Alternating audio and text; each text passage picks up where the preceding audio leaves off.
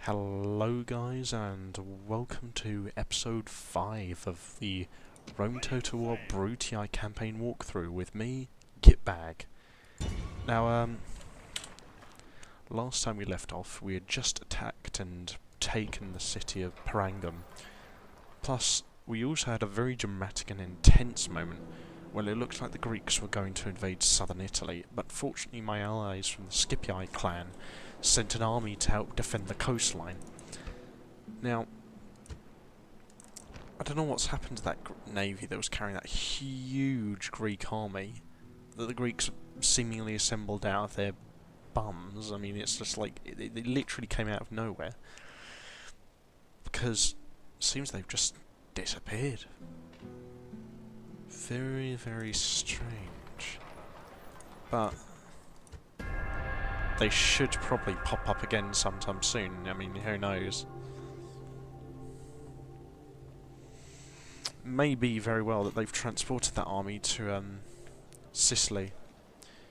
Okay, so I've got my first offer for an alliance between me and a neutral country, and this country is called Thrace, and they're usually around somewhere around here on the mini-map. So they're offering alliance, trade rights, map information. I'm going to sweeten the deal for them a bit, give them some extra map information from my empire.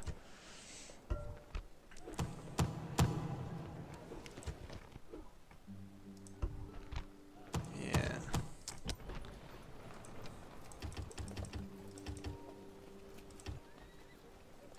So, as much as I was fearing a invasion by the Greeks when I saw that their army was going to invade, I'm not really that scared about it now, naturally because they've been like forced back. At the same time, you know, I've got the Scipii protecting my coastline. There's not really much of a fear for me to have against the Greeks ever launching an attack on the southern coastline. I mean, should they actually do that, then they'll face a hell of a lot of Scipii soldiers, and plus also my own garrison troops. But, no, I guess that remains to be seen. You know, the Greeks do fight back pretty hard, so they may, like I said, they may pop up again sometime soon.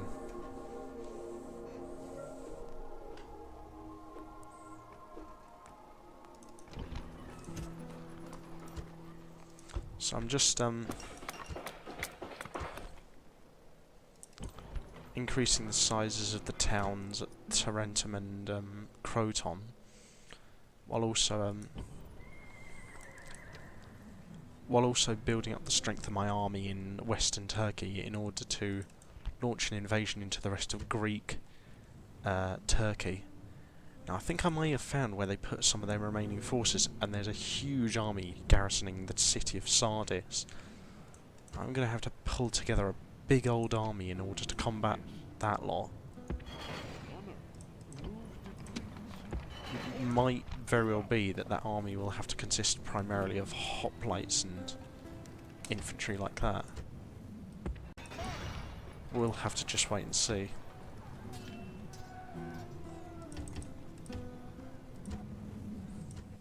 So we're just prepping up our army in western Greece now, just in order to, you know, launch a strong enough attack on the city of Sardis. And I've got plenty of my own legionary infantry in this army, like 6 regiments of it. Plus, I'm also going to have a large proportion of what's it called, mercenaries in this army as well. So that's going to be a reassurance.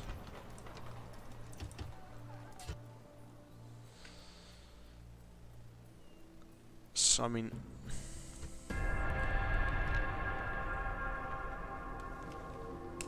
so get a trade agreement with Egypt there. I think now that I've actually gotten a foothold in western Turkey, even though it's only a small one, loads of country, like really rich nations, are now coming to me to get trade agreements because, you know, the Middle East during the ancient era was the trading capital of the world, essentially. So I've got a trade agreement with the nation of Pontus. And I've received a small bounty for my reward for doing that.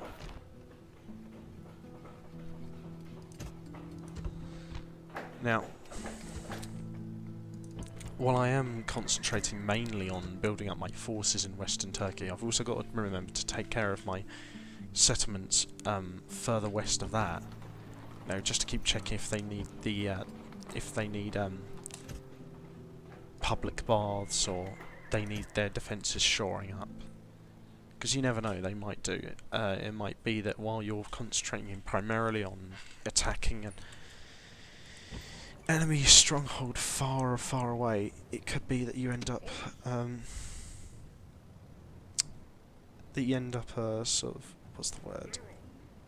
Just being attacked in the rear, essentially.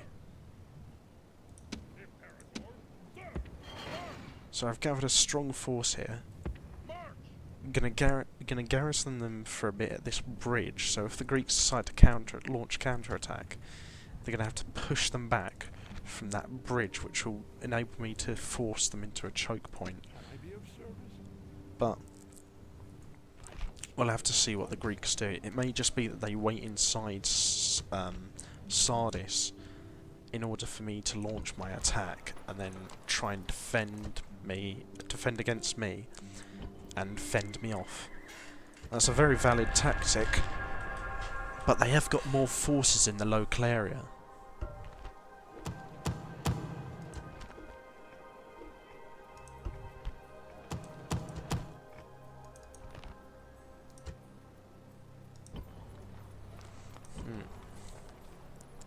And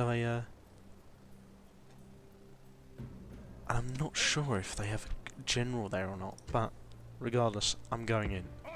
I have to take this settlement. So I built 3 siege rams, and it seems all they've got there are militia hoplites, but there's tons of them. This is going to be an interesting fight. Very interesting indeed.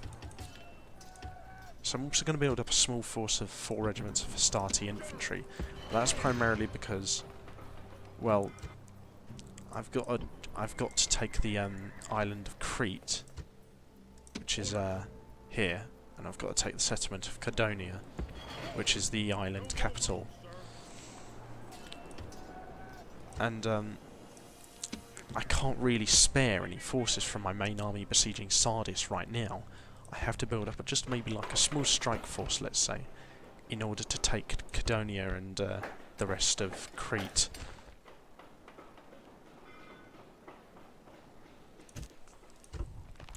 But, I mean, chances are that town is only garrisoned by pirate infantry, so I shouldn't have much trouble taking it with only a small force of Hastati infantry.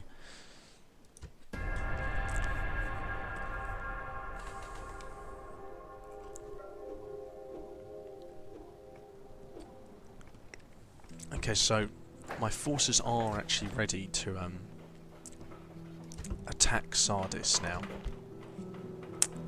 and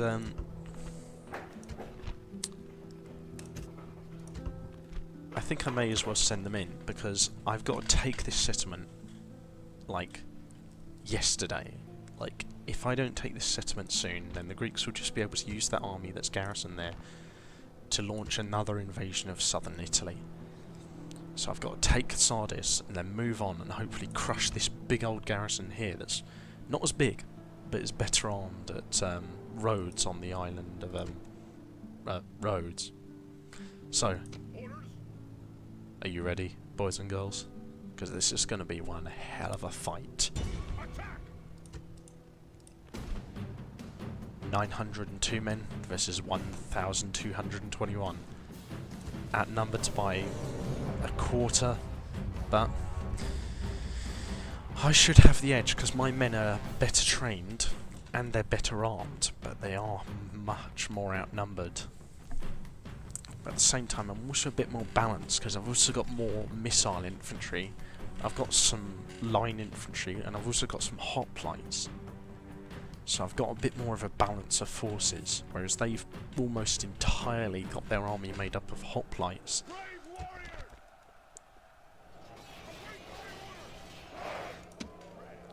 So, considering I've got a big enough army, I'm going to use the mercenaries to man the battering rams. I mean, they're expendable troops. You might call that a bit of a ruthless tactic, but yeah, I really, really don't care.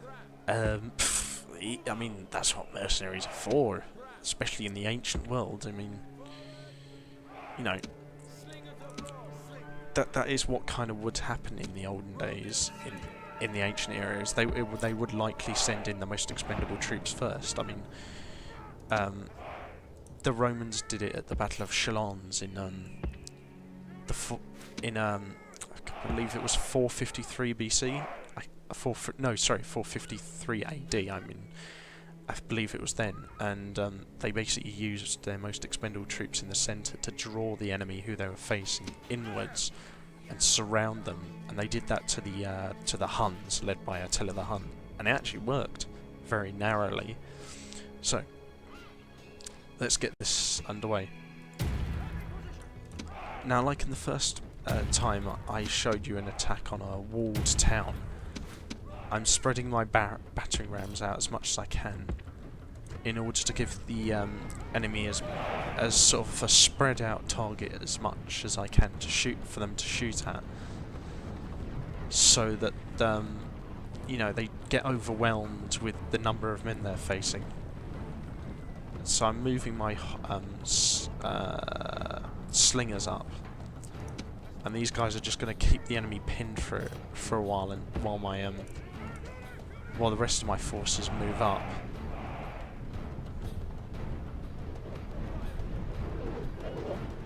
And you might think, like, that doesn't seem very threatening.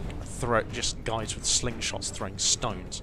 Well, at the same time, they're throwing them at the unprotected sides of militia hoplite phalanxes. These guys are not heavily armed or armoured or well trained, and my slingers are throwing their missiles at the sides of their phalanxes, which are unprotected. So they're doing a bit of damage. Like, see, those soldiers are taking a battering.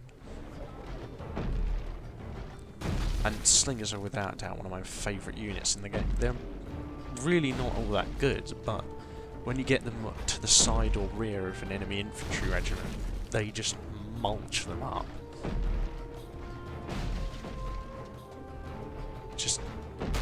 And they're good for just drawing the enemy's attention.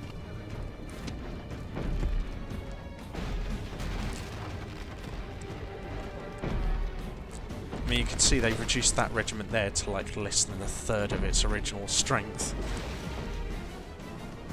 So they are good for keeping the enemy pinned down, that's for sure. Our soldiers have done their work well. The battering ram has broken through the gate.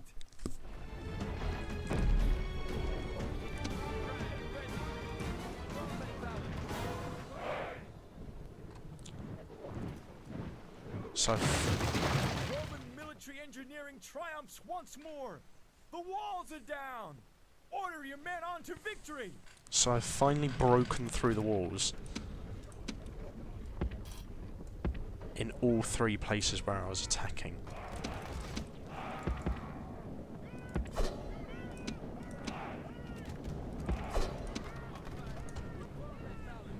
So I'm just going to form my troops up at the entrances and then rush through and overwhelm the enemy in one big push. But first, I send in the mercenaries.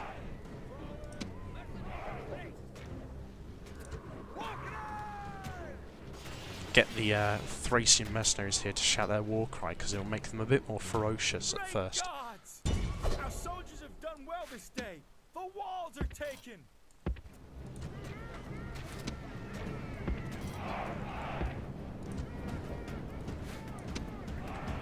And I'm going to attack quickly as I can, put the pressure on these guys as fast as I can.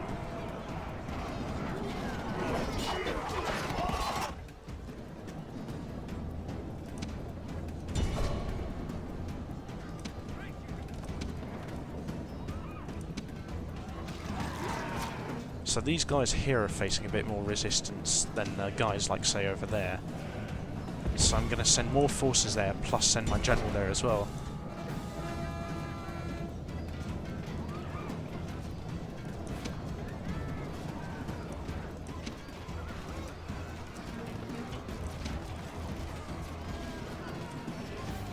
To get my extra infantry to attack those infantry facing my other forces, while also breaking the cavalry general with my own hoplites.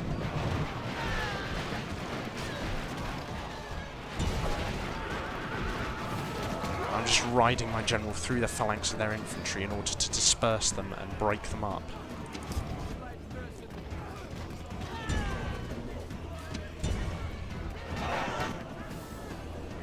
These guys are taking a serious battering, but I've got to fend off their general. And even though I'm suffering a battering myself, if I can kill their general, I break their line. Because he is the core of their army. If he dies, their army dies. And now their general has got a little bit of space in between him and the rest of his troops. If I can surround him and kill him, the battle is pretty much won. This is no way for gods be praised. The enemy general is killed.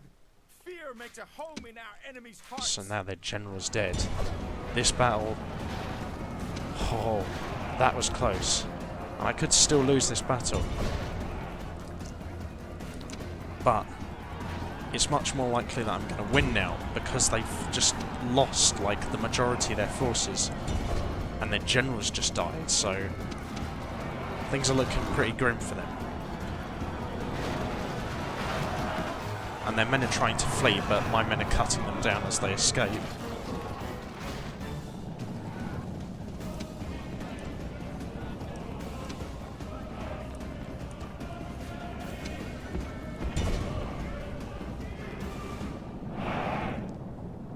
So I'm going to get my men to rush through the city streets, even though they're tired, in order to hunt, in order to just make the enemy fear them. No, keep them attacking, keep the enemy on the back foot.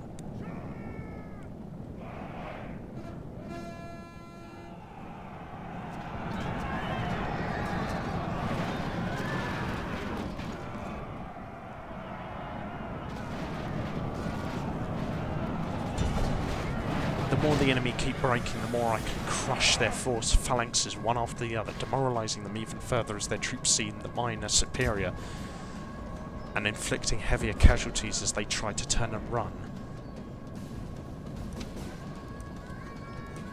So I stop my sword infantry for a second, get my phalanx infantry to attack their peltasts and to push them back.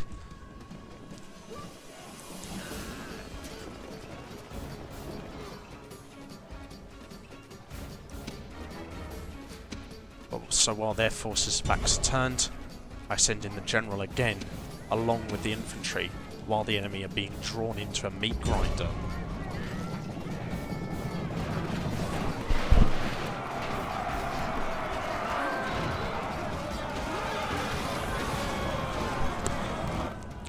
So now, attacked on two sides, these guys have got no hope.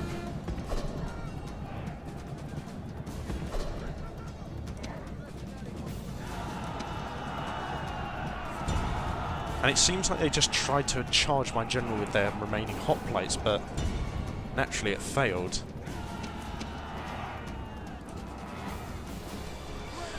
So I'm going to send in my hoplites again first in order to draw the enemy out. Line up my sword infantry, spread them out as quickly as I can.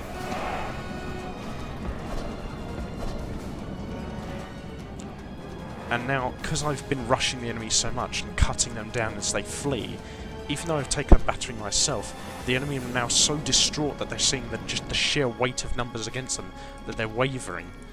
So now, I launch my final attack while the enemy's backs are turned. And this is going to hurt. Ah, man. Oh, Jesus, those javelins do some serious damage when massed together against the rear of an enemy regiment.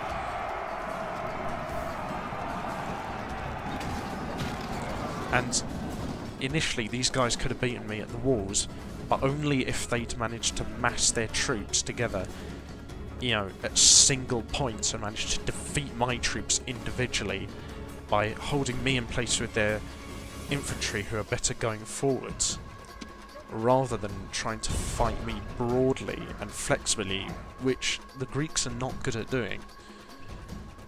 So that enabled my more flexible forces to just surround and crush them one by one. From her generals, and this day is clearly our victory.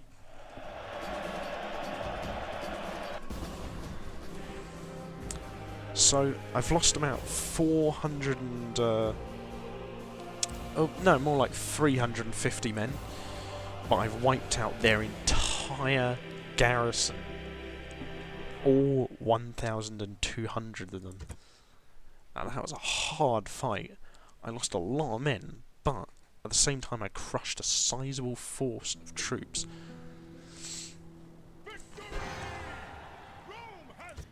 And that's what you may find yourself having to do sometimes in a total war game, is you may find yourself sometimes having to sacrifice a smaller but more elite force in order to attack generally a bigger enemy force.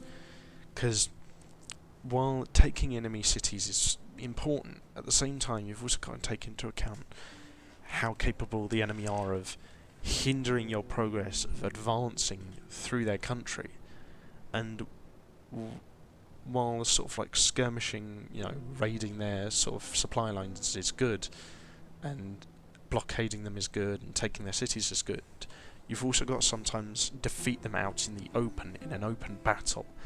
Now I defeated them in a siege there, but at the same time it was kind of like a pitched battle, because they had, you know, an even bigger force than I did, and by destroying that force I removed pretty much any threat they have to remove me from Western Turkey. So now I'm able to, hopefully next time, take this rebel settlement here and then move on and invade Rhodes.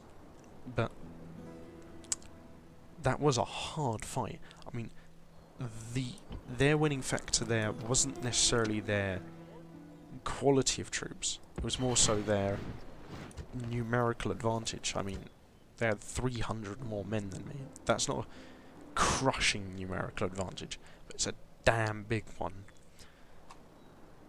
And, you know, if you ever find yourself with the task of sort of like, with the necessary task of having to force the enemy's hand by destroying one of their main armies out in the field, be sure to equip the army you're doing it with some expendable troops in order to lead the push, like I did there with my hoplites and Thracian infantry, while also equipping that army with some seriously tough and valuable but also very strong and dependable troops like my Hastati line infantry.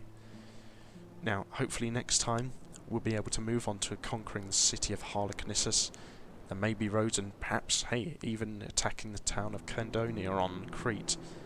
But until next time, I'll catch you guys on the battlefield.